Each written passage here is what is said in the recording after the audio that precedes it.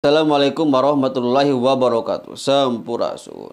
Kita akan dengarkan pengakuan ya dari mantan kameramennya Kang Deddy Mulyadi.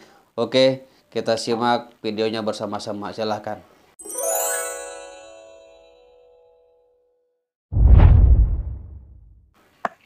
Sekarang pada ketulak semua. Orang yang kemarin menghina Deddy Mulyadi, orang yang mencaci maki, orang yang sirik. Deddy Mulyadi tukang konten, gubernur konten, ya kan? Terusan lambe turah nih yang terakhir-terakhir ini. Sekarang ketulak semuanya. Dia bingung. Deddy Mulyadi bagi-bagi duit kemana-mana. Duit dari mana gitu kan? Duit dari mana? Sekarang dia tahu bahwa duit itu berasal dari konten. Sekarang yang ngomong-ngomong itu semuanya, yang mencaci maki, yang mengkritik semua lagi belajar konten. Dia bingung kok belum ada duitnya di YouTube gua ya, belum ada duitnya di TikTok gua ya. Baru mulai bro, nunggu nanti Deddy Mulyadi itu mudah beberapa tahun yang lalu. Ayo cepet belajar, ikut kelas konten ya. Ayo. Salah satu kameramen Kang Deddy tapi masih seger nih. Seger. Mas kalau kerjanya di sip? Enggak. Di sip. Jadi cara ngesipnya gimana? 5 hari sekali. Oh 5 hari sekali. 5 hari masuk, 5 hari libur. Tapi dalam 5 hari itu berarti sampai Kang Deddy istirahat aja dari pagi sampai malam ngikut. Ngekor terus.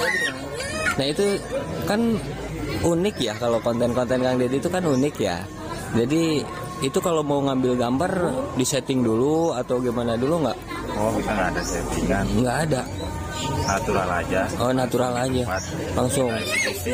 Oh berarti harus siap siaga dong. Siaga terus. Siaga terus. Nah terus kalau mau ngambil gambar itu disuruh dulu atau kita inisiatif sebagai kameramen, ini ada yang ini langsung ngambil gitu enggak? Inisiatif kita. Oh inisiatif. Wah luar biasa banget.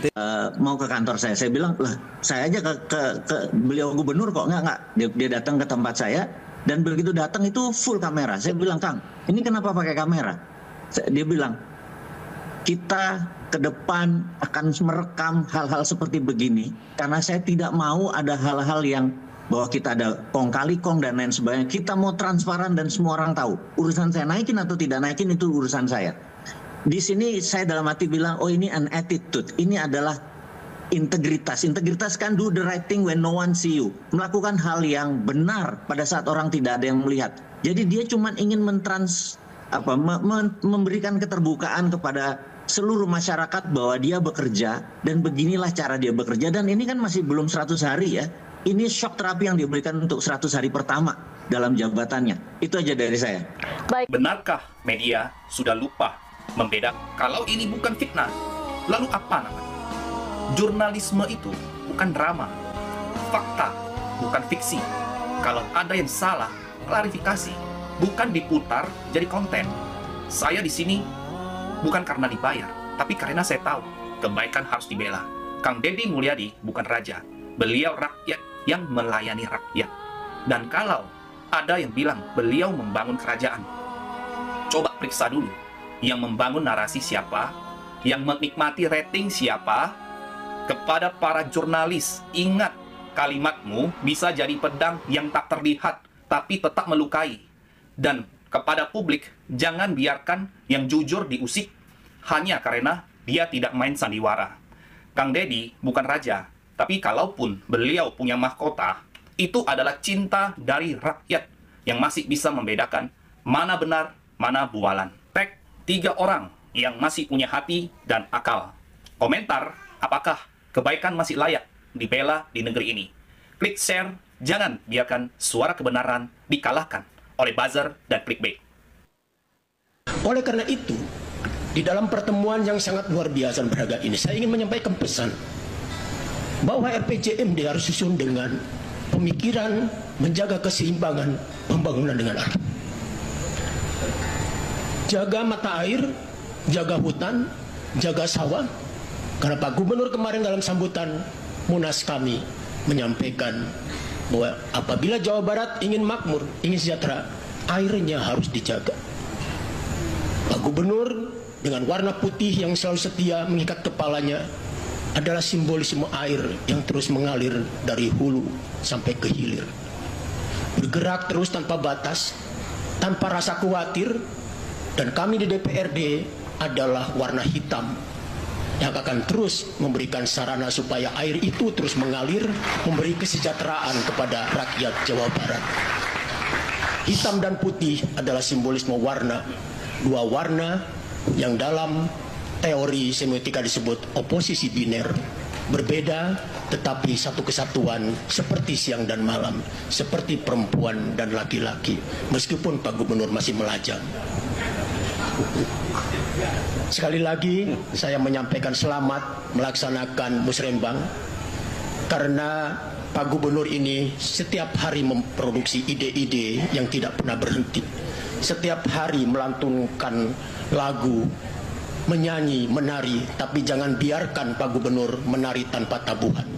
Jangan biarkan Gubernur menyanyi tanpa iringan. Dan sebaik-baiknya iringan musik adalah musik orkestra. Kenapa musik orkestra? Karena musik orkestra itu semua pemain patuh pada aturan, patuh pada regulasi, namanya partitur. Tidak ada satupun pemain yang berani keluar dari partitur, bahkan memainkan perasaan. Itu diatur oleh simbol-simbol di partitur. Partitur itulah regulasi.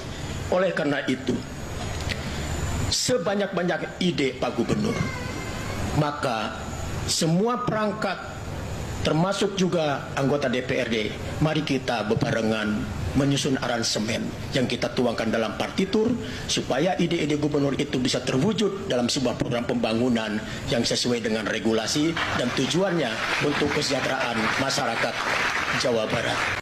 Kang Deddy Mulyadi alias KDM mengirim siswa ke barak itu adalah visualisasi kedangkalan. Salam APBN, ambil positif, buang negatif, tonton videonya sampai habis. Video gue kali ini akan sedikit lebih panjang daripada video gue yang sebelum-sebelumnya, karena kali ini beneran panjang banget ya, tapi kalian harus nonton sampai habis. Dan salam APBN. Banyak banget yang request ke gue minta tanggapan terhadap Bapak Rocky Gerung yang mengkritik Kang Deddy Mulyadi. Nih videonya yang ini. KDM, King Deddy Mulyono. Yang berbahaya sebetulnya bukan Deddy Mulyadi, Yunto Mulyono. Tetapi penonton Mulyono dan penonton Deddy Mulyadi sama. Masyarakat yang doyan nonton kedangkalan, kira-kira itu. Mengirim anak ke barak itu dangkal. Anak itu nakal karena kreativitasnya bertumbuh.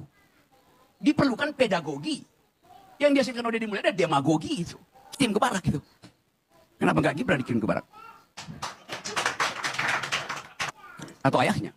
Di sini gue berusaha menjadi penonton yang objektif gitu ya. Menurut gue pribadi ya, lebih baik dangkal tapi menghasilkan daripada dalam tapi nggak bisa ngasih manfaat. Banyak kok pohon yang akarnya kuat, batangnya tinggi, besar, tapi pohonnya pun tidak berdaun lebat sehingga orang tidak bisa berteduh, dan juga pohon itu tidak bisa berbuah, jadinya buahnya itu tidak bisa dimanfaatkan. Coba deh, tolong ya Pak Rocky Gerung, tolong tunjukkan bagaimana visualisasi yang tidak dangkal dan turun langsung gitu, terjun ke lapangan itu kayak gimana, visualisasi yang nggak dangkal itu seperti apa, lalu prakteknya seperti apa. Movement atau pergerakan yang dilakukan Kang Deddy Mulyadi itu udah bagus. Yang namanya movement baru ya, itu pasti ada plus minusnya. Coba kita pikir dan kita telaah secara objektif omongan Pak Rocky Gerung ini. Bayangkan jika teori yang Pak Rocky Gerung sampaikan itu juga diterapkan di dalam barak militer. Jadi di dalam barak militer itu tidak hanya mendisiplinkan tubuh, tapi juga ada disiplin lewat pedagoginya. Buat kalian yang nggak tahu demagogi dan pedagogi, gue coba jelasin secara singkatnya ya. Demagogi itu adalah manipulasi emosi untuk kepentingan publik atau politik. Sedangkan pedagogi itu adalah metode atau ilmu atau metode pengajaran untuk pendidikan. Di sini ya, gue tahu kalau Rocky Gerung itu adalah orang yang teoritis, ahli filsafat, dan juga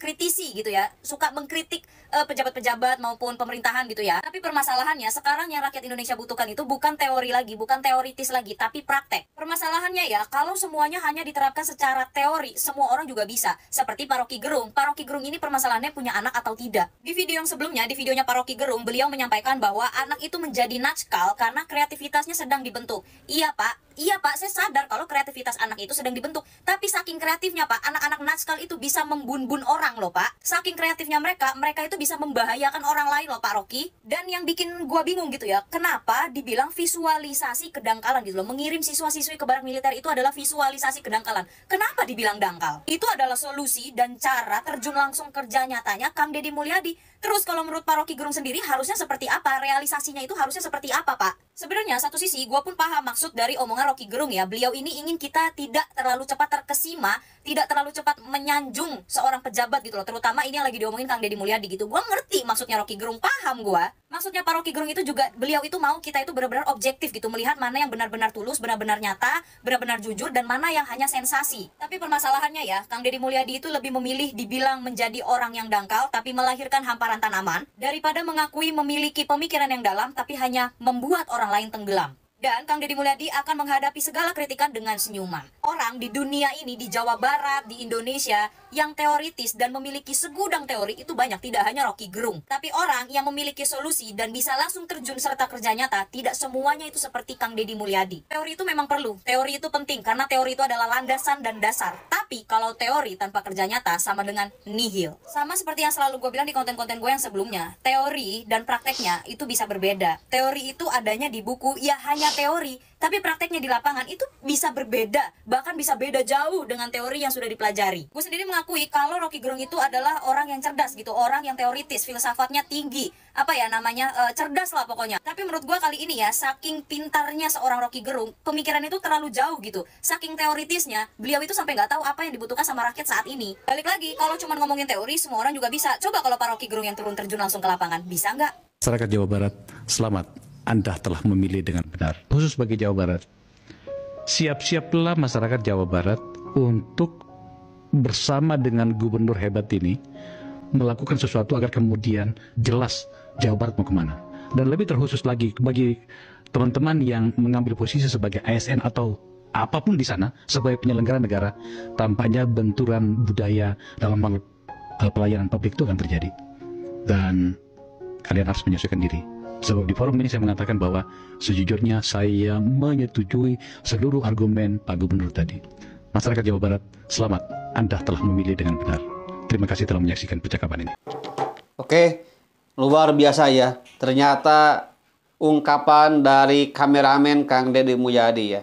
Bahwasannya semua yang dilakukan oleh Kang Deddy itu adalah murni dilakukan secara natural.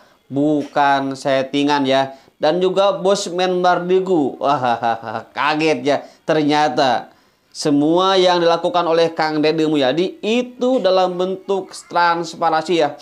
Datang memakai banyak kamera ya, aneh ya. Dan itulah yang dilakukan oleh Kang Deddy ya. Setiap kegiatannya itu selalu disorot oleh kamera dan itu dilakukan secara natural, tidak ada settingan ya. Oke, sekian, terima kasih. Wassalamualaikum warahmatullahi wabarakatuh. Sampurasun.